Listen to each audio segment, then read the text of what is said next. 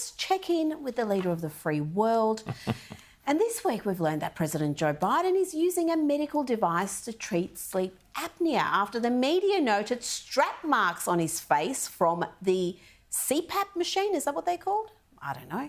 But I've got to tell, sleep apnea, couldn't care less what the president does to help him sleep at night. What we should care about is the mental decline that saw him this week claim that Vladimir Putin was losing the war in Iraq.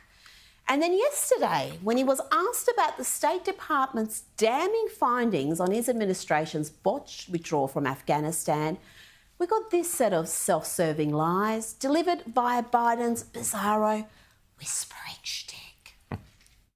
No, all the evidence is coming back there. Remember what I said about Afghanistan? I said Al-Qaeda would not be there. I said it wouldn't be there. I said we'd get help from the Taliban. What's happening now? What's going on? Read your press. I was right. Thanks. So the report is from the State Department, actually, about the withdrawal. Help from the Taliban? Read your press. I was right. Say what now, President? So you meant to hand the country over to terrorists. You meant to leave behind billions of dollars worth of arms for the Taliban. You meant to lose control of Kabul airport, stranding hundreds of desperate American citizens. You meant to have these scenes of chaos that saw Afghans trying to flee, falling to their deaths from the undercarriage of planes. Let's actually examine what you said and what your administration said in the lead up to that withdrawal and what really happened. We'll not conduct a hasty rush to the exit. We'll do it responsibly, deliberately, and safely.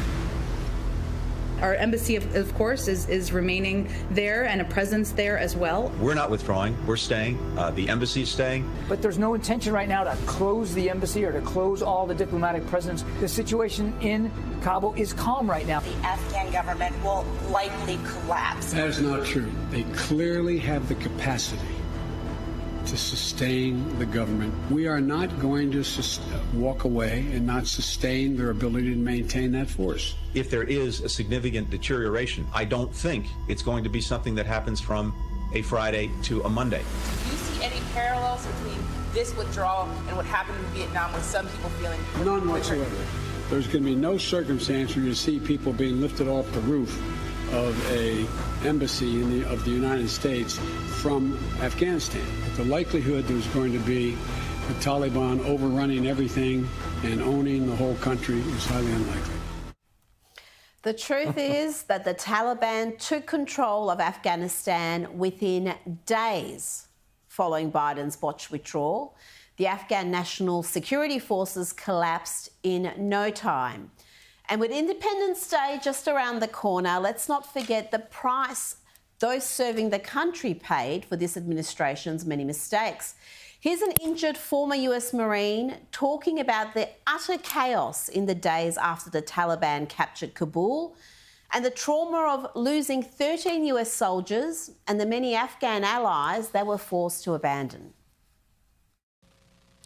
The withdrawal was a catastrophe, in my opinion, and there was an inexcusable lack of accountability and negligence. The 11 Marines, 1 sailor, and 1 soldier that were murdered that day have not been answered for. Then a flash and a massive wave of pressure. I'm thrown 12 feet onto the ground, but instantly knew what had happened. I opened my eyes to Marines dead or unconscious lying around me. That's your legacy of the botched withdrawal, President Biden. I hope you can sleep at night.